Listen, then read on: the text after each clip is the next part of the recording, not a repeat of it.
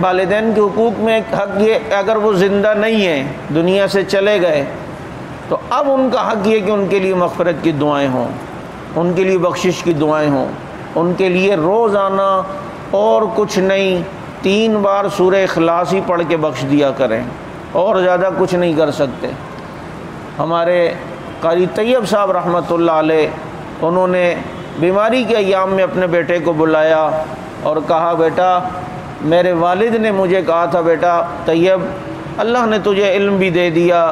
آگے اللہ دیکھنا تجھے دنیا بھی بہت دے گا، لیکن یہ سب کچھ تو تیرے لیے ہے نا، میرے لیے اتنا کرنا کہ میرے بعد جانے کے بعد تو روزانہ میرے لیے 2 پارے ضرور پڑھنا، کہ میں اپنے باپ کے لیے روزانہ 2 پارے پڑھتا ہوں۔ تو کہتے ہیں انہوں نے اپنے بیٹے کو یہ کہا، بیٹا میں بھی اپنے والد کے لیے 2 پارے پڑھتا ہوں، اور تمہیں بھی یہی کہتا ہوں، اللہ نے تمہیں علم بھی دیا ہے، اللہ تمہیں دنیا بھی دے گا، لیکن وہ تو سب تمہارے لیے ہوگا، میرے لیے اتنا کر لینا کہ میرے لیے بھی کچھ بخشتے رہنا۔ اور وہ وصیت کرتے ہیں کہ تم جس طرح میں اپنے والد کے لیے 2 پارے بخشتا ہوں، تم بھی بخشو۔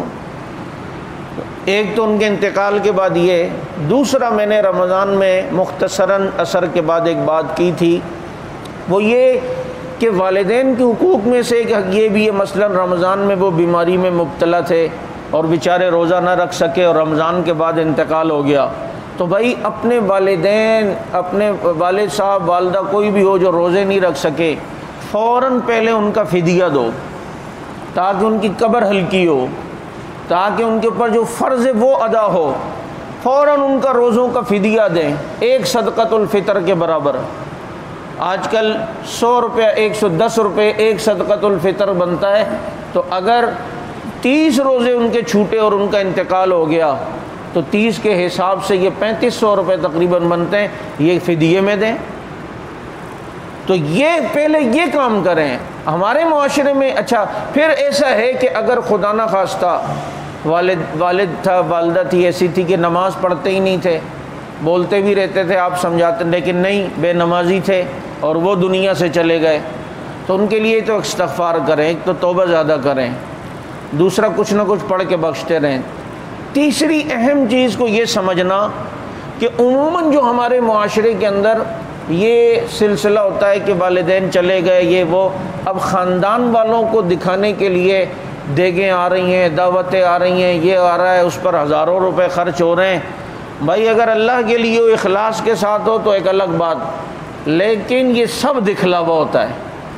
یہ سارے معاملات صرف اس لیے کہ خاندان میں ناک نہ کٹے، وہ یہ نہ کہیں کہ یار ابا نے اتنا کچھ کیا اور ابا کے لیے کچھ نہیں کیا۔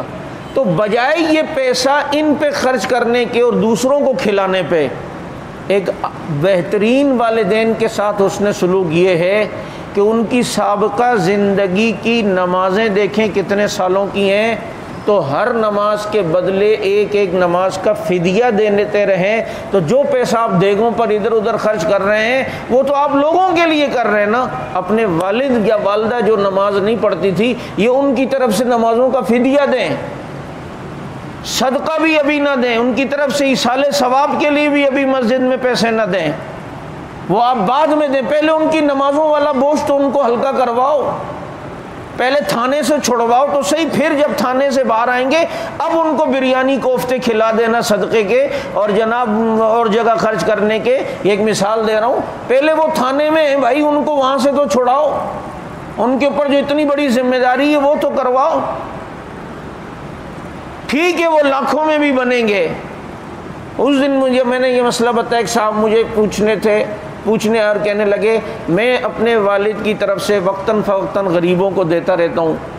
تو اس میں پھر تو بہتر یہ کہ میں ان کی نمازوں کی فدیے کی نیت کروں۔ میں نے کہا بالکل، آپ ان کی نمازوں کی فدیے کی نیت کیا کریں اگر وہ بے نمازی تھے،